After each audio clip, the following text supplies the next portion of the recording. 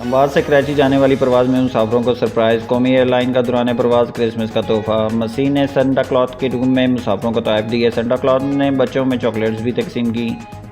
कौमी एयरलाइन के CEO air marshal Arshad Malik ने इस मौका पर कहा कि PIA तमाम अक़बे फ़िक्र की ज़रूरियात के मुताबिक परवाज़ें चला रहा है। ये सबकी एयरलाइन है और तमाम पाकिस्तानियों का असासा है और PIA क्रिसमस के मौका पर मसीह भाइयों की खुशियों में शरीक है।